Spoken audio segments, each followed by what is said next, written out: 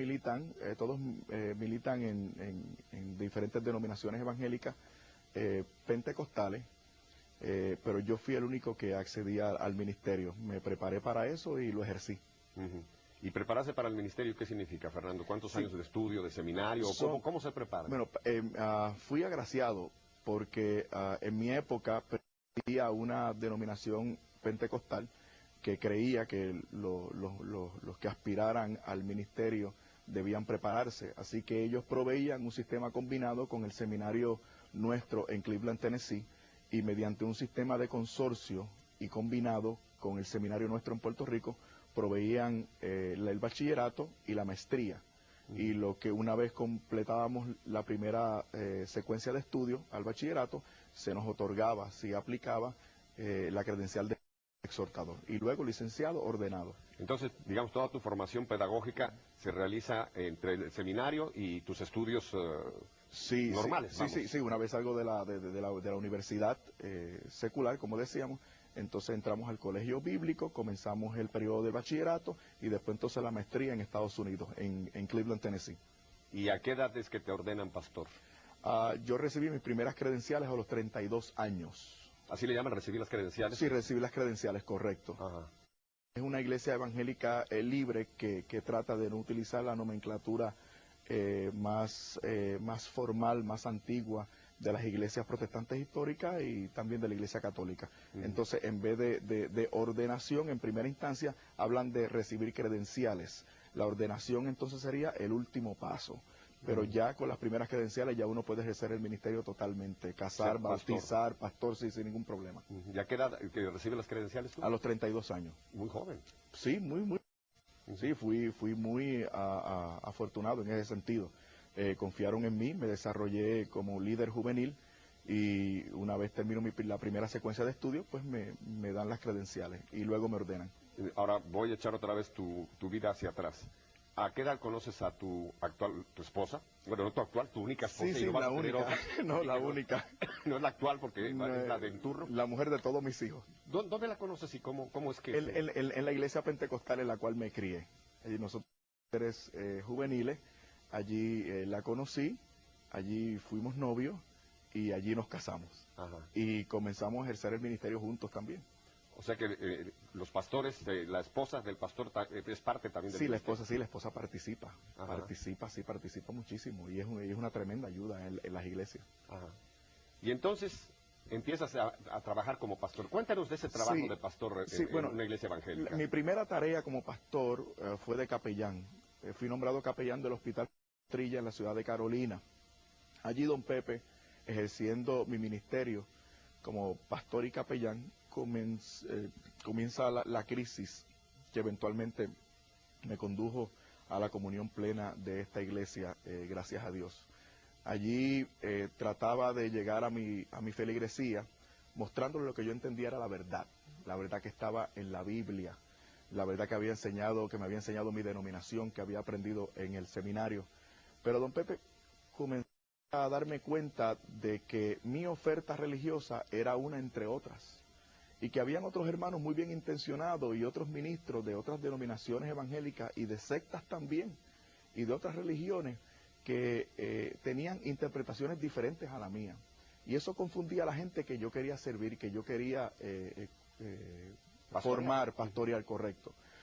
Recuerdo mucho de esos casos, sé que no tenemos mucho tiempo, pero me interesa mencionar el caso de una joven luterana.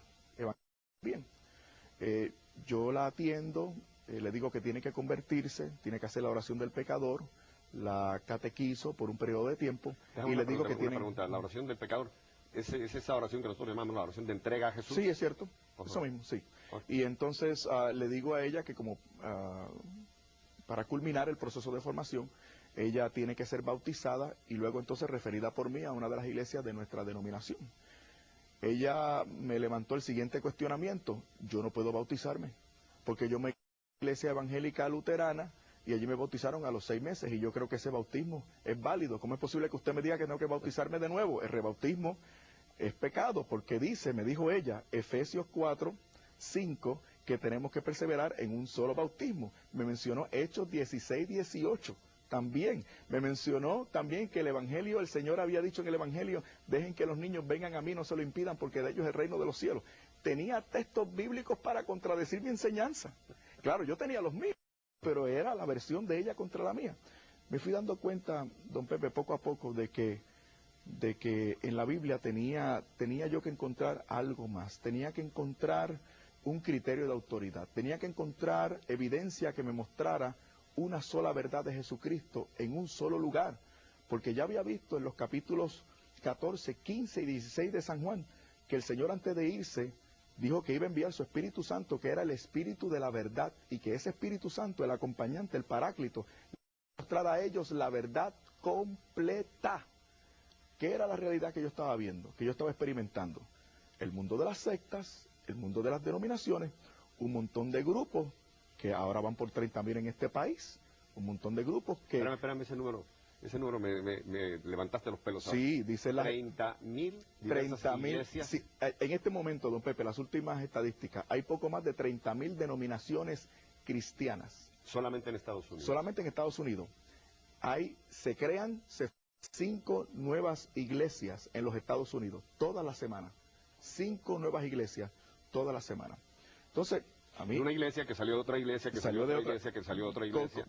Correcto, pero la cosa es que todas dicen estar inspiradas por el Espíritu Santo y todas arguyen fundamentarse en una misma Biblia, en una sola Biblia. Entonces, ¿dónde está el espíritu de verdad? El espíritu que conducía a la verdad completa. ¿Dónde está eso? Porque tenía que haber una sola iglesia. San Juan, versículo 16. El Señor dijo, yo llamaré otras ovejas que no son de este rebaño, nosotros los no judíos. De manera que habrá un solo redil con un solo rebaño. Y yo comencé a cuestionarme en ese momento dado, bueno, ¿dónde está ese único redil? Que necesariamente ha tenido que ser el mismo por los pasados 2000 años. ¿Y dónde está ese espíritu de verdad que muestra, dirige, enseña una sola verdad de Jesucristo? ¿Dónde está? Y comencé entonces mi búsqueda a través de la escritura y la oración. ¿Cuántos años ejerciste como pastor? 10 años. 10 años. Y dentro de ese periodo es que entra esta crisis tuya de ¿dónde está la verdad? Sí, don Pepe, yo soy un hombre y yo soy imperfecto y soy pecador. Pero si algo... Somos el mismo club.